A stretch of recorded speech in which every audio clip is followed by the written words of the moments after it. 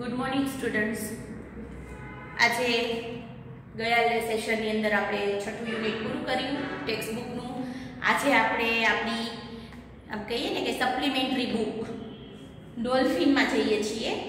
આમ મેં તમને અગાઉ પણ કીધું હતું કે આ ડોલ્ફિન છે ને એ સેલ્ફ સ્ટડી બુક છે. સેલ્ફ સ્ટડી બુક એટલે જેમ પૂરક પાઠ આવતા હોય છે બીજા વિષયની અંદર તમને ટેક્સ્ટ બુકની સાથે સાથે પાછળ પૂરક પાઠ આપેલા હોય. 8મા ધોરણમાં પણ તમારે એ જ રીતે અંગ્રેજીમાં પણ પાછળ પૂરક પાઠ આવતા, સપ્લિમેન્ટરી યુનિટ આવતા. પણ અહીંયા 9મા અને 10મા ધોરણની અંદર સપ્લિમેન્ટરી યુનિટ નથી આવતા, સપ્લિમેન્ટરી તરીકે આખી એક બુક આવે છે. અને આ તમારી ટેક્સ્ટ બુક જેટલા પાઠની બુક હોય છે. ટેક્સ્ટ બુકમાં તો માત્ર 10 કે 11 પાઠ છે બે સ્ટાન્ડર્ડમાં, પણ આની અંદર એનાથી ડબલ પાઠ આપેલા હોય છે. એટલે આખી ટેક્સ્ટ બુક છે એ આપણે કોર્સની અંદર ચલાવી શકીએ એવું શક્ય નથી હોતું. એટલે આમાંથી જ્યારે સમય મળે ત્યારે અમે થોડા પાઠ છે એ કરાવતા હોઈએ છીએ, બાકીના તમારે જાતે વાંચવાના હોય છે. આમાંથી માત્ર આપણે શું પૂછાતું હોય છે કે કોઈ પણ એક પેરેગ્રાફ આપ્યો હોય અને નીચે પ્રશ્નના જવાબ આપ્યા હોય, એમાંથી તમારે પ્રશ્નના જવાબ શોધી અને લખવાના હોય.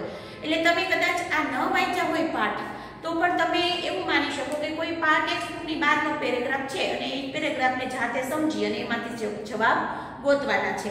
અને મોટાભાગના વિદ્યાર્થીઓ એ ગોતી પણ શકે છે. તો અત્યારે આપણી પાસે સમય છે તો આપણે ડોલ્ફિનમાં એકાદું યુનિટ આપણે ભણીશું. આજે આપણે પહેલું યુનિટ ભણશું ડોલ્ફિનનું. એટલે ડોલ્ફિનની અંદર તમને પાકી બુકની અંદર કાંઈ પણ લખવાનું નથી, માત્ર ખાલી આપણે સમજવાનો છે પાઠ. નથી એની એક્સરસાઇઝ કરવાની કે નથી એના કંઈ બાકી બુકની અંદર સ્પેલિંગ કે ક્વેશ્ચન્સ કે કાંઈ આપણે લખવાનું, માત્ર ખાલી ભણવાનું છે. એટલે તમારે આ પાઠ ચાલે ત્યાં સુધી હોમવર્કની છૂટી રહેશે, બરાબર? એટલે અહીંયા ડોલ્ફિન છે એનું પહેલું યુનિટ, નામ જ આપણા બુકનું ડોલ્ફિન આપેલું છે.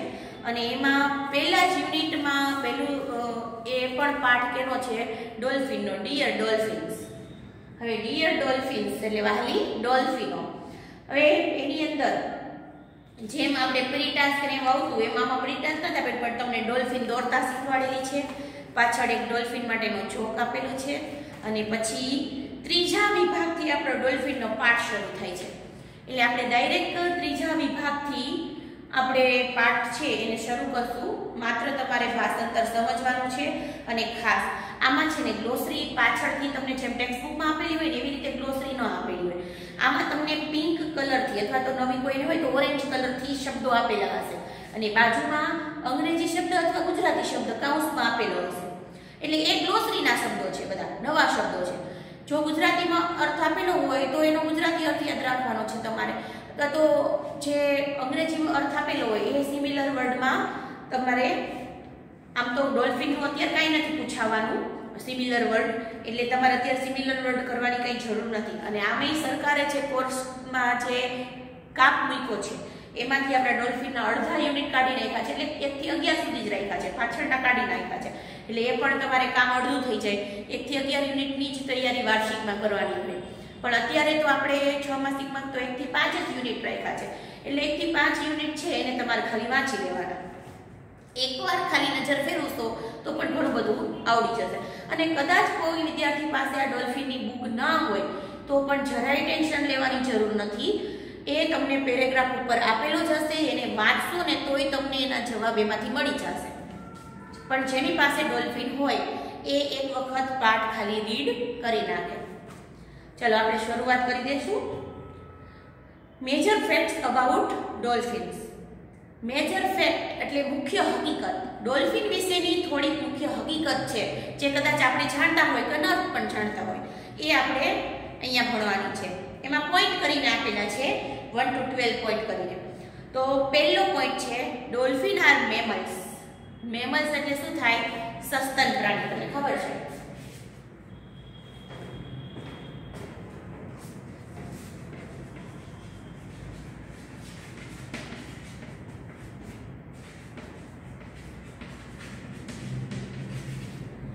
સસ્તન પ્રાણી કહેવાય.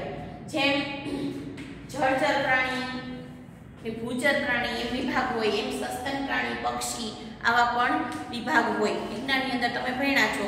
સસ્તન પ્રાણી કેને કહેવાય? તો જે બચ્ચાને જન્મ આપે, એક તો એને એક ખાસિયત છે કે જે બચ્ચાને જન્મ આપે ને એ મેમન્સમાં આવે. એટલે આપણે માણસો પણ બાળકને જન્મ આપીએ છીએ તો આપણે પણ શેમાં ગણાય? સસ્તન પ્રાણીમાં ગણાય. એટલે અને બીજી એની ખાસિયત છે કે એમનું લોહી છે ને એ ગરમ હોય. ટેમ્પરેચર લોહીનું કેવું હોય? ગરમ હોય. અને એવા ઠંડા લોહીવાળા પણ પંખીઓ પશુઓ આપણે મળી શકે છે, પણ એ સસ્તન પ્રાણીઓમાં આવતા નથી. તો આ બે ખાસિયત છે આ સસ્તન પ્રાણીની. તો મેમલ્સ છે, આ ડોલ્ફિન છે ને એ આપણી જેમ માણસોની જેમ એ પણ સસ્તન પ્રાણીમાં આવે છે. જો ડોલ્ફિનને જોઈને ઘણા બધાને અત્યાર સુધી એવું જ હશે કે તો માછલી છે, પણ એ માછલી નથી. એ સસ્તન પ્રાણીમાં એનો સમાવેશ થાય છે, ફિશમાં એનો સમાવેશ થતો નથી. They feed their young ones at their small udders. Uddersનો બાજુમાં શબ્દ આપેલો છે ગુજરાતી અર્થ આંચળ. તે તેના નાના બચ્ચાઓને આંચળથી ધવડાવે છે, એટલે કે ફીડિંગ કરાવે છે. તો આ પણ એક મેમલ્સની ખાસિયત હોય છે. બીજો પોઈન્ટ છે dolphins can swim up to 260 metres below the surface of the ocean. Dolphin છે ને એ સ્વિમ એટલે તરી શકે છે 260 મીટર છે ને એ બિલો એટલે ઊંડે, સરફેસ એટલે સપાટી.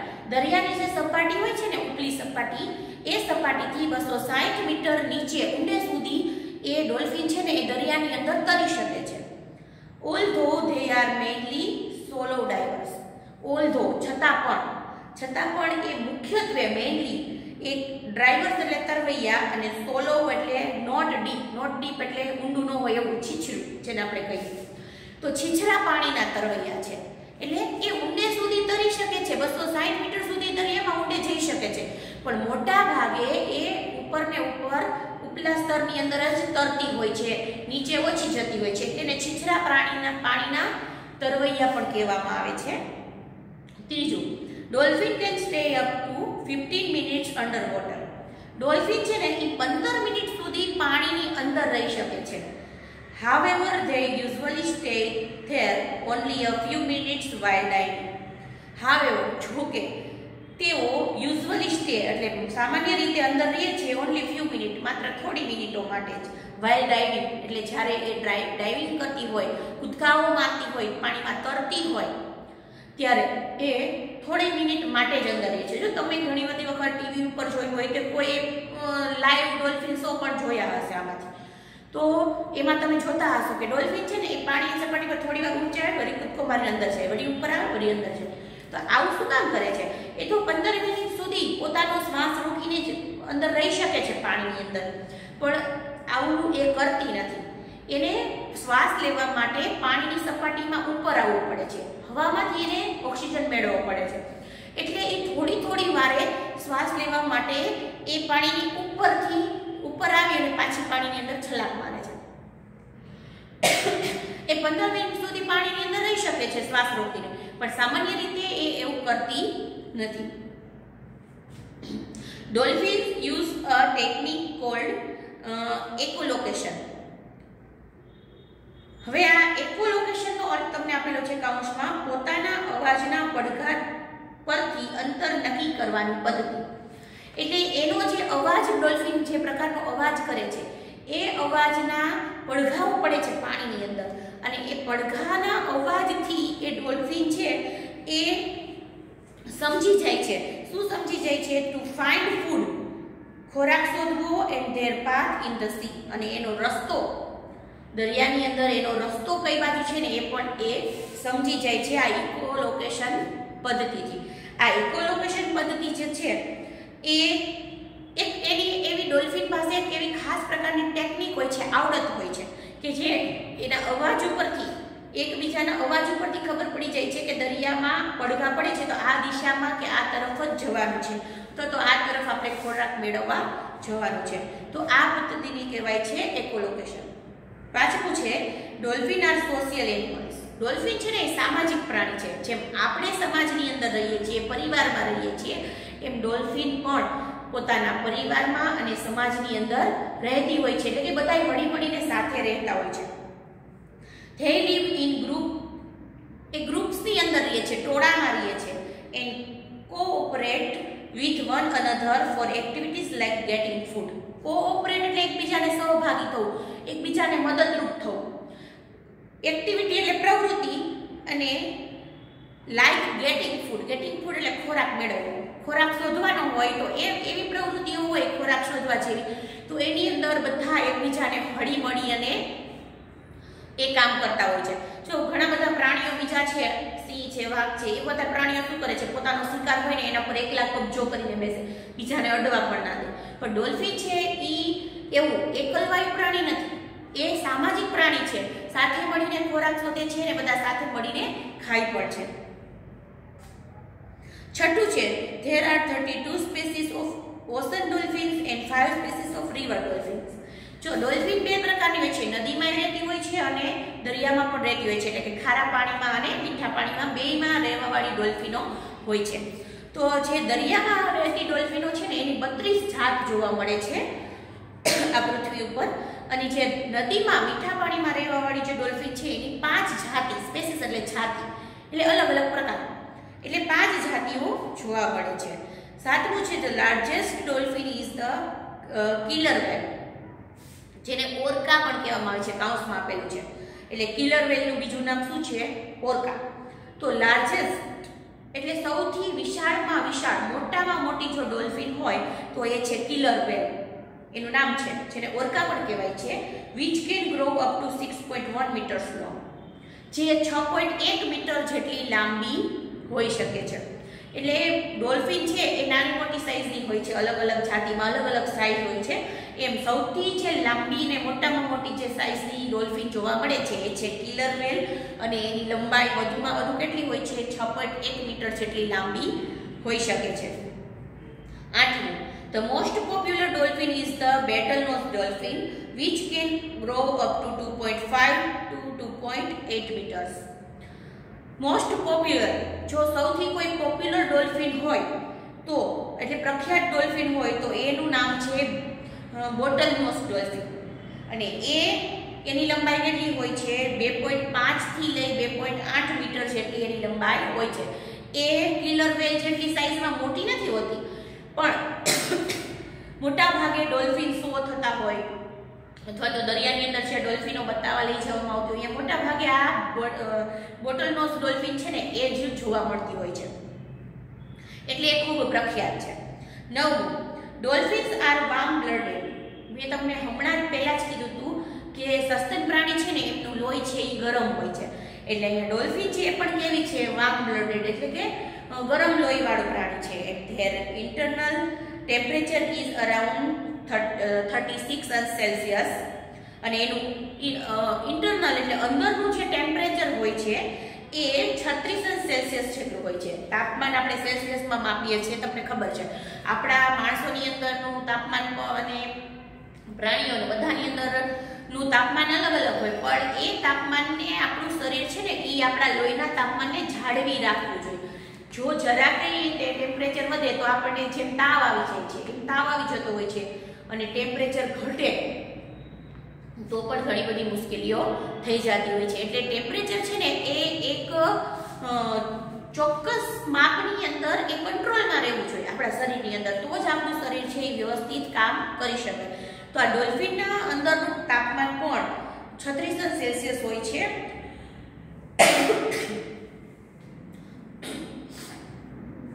To maintain this temperature, they have a thick layer of fat called blubber just below the skin. આપણને એમ થાય કે આપણું બહાર અત્યારે શિયાળો છે, બરાબર? તો શિયાળાની અંદર તો ખૂબ ઠંડી પડે, છતાંય આપણું શરીરનું લોહી છે એ ક્યારેય જામતું નથી, ઠંડુ નથી પડતું. એ જેટલું ટેમ્પરેચર હોય ને એટલું જ ગરમ રહે છે, એમાં જરા પણ તફાવત નથી થતો. શું કામ? કારણ કે આપણા શરીરની જે ચામડી હોય છે, આપણી સ્કિન હોય છે, એને બહારના વાતાવરણથી અસર કરતું બચાવે છે. એટલે ચામડી છે એ બહારના વાતાવરણ ગમે એટલું ગરમ હોય કે ગમે એટલું ઠંડુ હોય એને આપણા લોહીના ટેમ્પરેચર ઉપર અસર થવા નથી દેતી. એમ આ ડોલ્ફિન છે એ તો કાયમી પાણીમાં રહે છે, અને ઘણી બધી વખત તો એવા ઠંડા દરિયાના પાણીની અંદર રહેતી હોય છે કે ઘણી વખત પણ દરિયા પણ છે એ જામી જતા હોય છે ઠંડીના કારણે. આવા તાપમાનના આટલા નીચા ટેમ્પરેચરમાં જ્યારે રહેતી હોય છે ડોલ્ફિન, છતાં પણ એનું લોહી 36 સેલ્સિયસ જેટલું તાપમાન રાખી શકે છે. શું કામ? કારણ કે એની જે સ્કિન છે, ચામડી છે, એના ઉપર જાડું ફેટ એટલે ચરબી, ચરબીનું જાડું સ્તર આવેલું હોય છે, જેને બ્લબર કહેવાય છે. આ જાડા સ્તરને એનું બહારના વાતાવરણથી રક્ષણ કરે છે. લોહીનું ટેમ્પરેચર છે એ જાળવી રાખવામાં મદદરૂપ થાય છે. 10 છે તો average bottlenose dolphins brain weight 1500 to 1600 grams. હવે બેટલનોઝ ડોલ્ફિનની વાત કરીએ તો બેટલનોઝ ડોલ્ફિન જે હોય છે એના મગજનો વેઇટ એટલે વજન જે છે એ 1500 થી 1600 ગ્રામ જેટલો હોય છે, એટલે 1.5 કિલોની આડેગાળે હોય છે.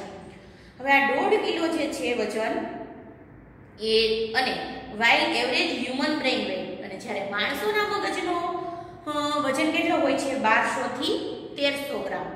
સામાન્ય રીતે વૈજ્ઞાનિકોનું કહેવું એવું છે કે જેમ માઇન્ડ છે એનો વજન વધારે હોય એટલે કે એનો વિકાસ વધારે થયેલો હોય તો એનું વજન વધારે હોય છે, એમ વજન વધારે હોય માઇન્ડ એમ એની કેપેસિટી અથવા તો જે બ્રેઇન પાવર હોય ને એ વધારે હોય. એટલે આપણે અહીંયા સમજી શકીએ છીએ કે માણસો સૌથી બુદ્ધિશાળી પ્રાણી છે, એમાં કોઈ ડાઉટ નથી. માણસોથી પણ એમનું ડોલ્ફિનનું વજન માઇન્ડનું વજન છે ને એ વધારે હોય છે. એનો મતલબ શું કે એનું માઇન્ડ વધારે વિકસેલું હોય છે, તો એનો મગજ એ ખૂબ કામ કરતો હોય છે, બ્રેઇન પાવર એનો ખૂબ વધારે હોય છે. ભલે માણસો જેટલો ન હોય પણ માણસોથી ઓછો થોડોક પણ ન કહી શકાય એવો, માણસોની કમ્પેરમાં રાખી શકાય એવો એનો માઇન્ડ હોય છે, જે બીજા બધા પ્રાણીઓથી કદાચ વધારે હશે. This is not a final evidence. આ માત્ર એક ફાઇનલ એટલે આખરી, અને એવિડન્સ એટલે જો કાઉન્સમાં આપ્યું છે પ્રૂફ એટલે સાબિતી. આ માત્ર એક એવી સાબિતી નથી કે ભાઈ વજન વધારે તો એ ડોલ્ફિન ઇન્ટેલિજન્ટ છે, બુદ્ધિશાળી છે. આ એક જ પ્રૂફ નથી, પણ of dolphins intelligence as many other factors might be the cause of intelligence according to scientists. એટલે વૈજ્ઞાનિકોના મત મુજબ માત્ર વજનમાં વધારે છે એટલે જ નહીં, પણ બીજા ઘણા બધા એવા ફેક્ટર્સ છે, એવા પાસાઓ છે કે જે સાબિત કરે છે કે ડોલ્ફિન છે એ બુદ્ધિશાળી પ્રાણી છે. 11 છે dolphin can make a unique signature Vishal.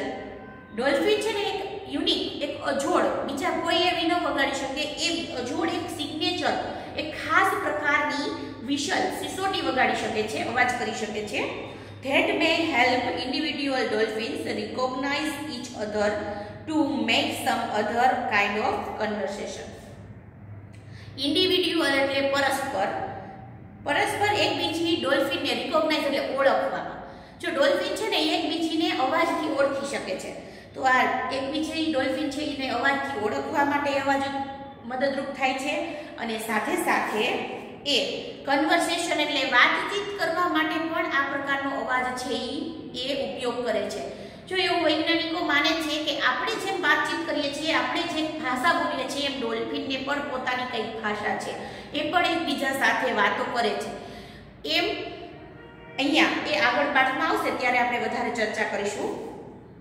તો આ અવાજ જે ખાસ પ્રકારનો ડોલ્ફિન સિસોટી જેવો ઉત્પન્ન કરે છે એ એક તો એકબીજી ડોલ્ફિનને ઓળખવા માટે, અને બીજું છે એ વાતો કરવા માટે પણ એ ઉપયોગ કરે છે. અને છેલ્લો પોઈન્ટ છે બોટલનોઝ dolphin can swim 5 to 12 km/h although they can reach up to 32 km/h.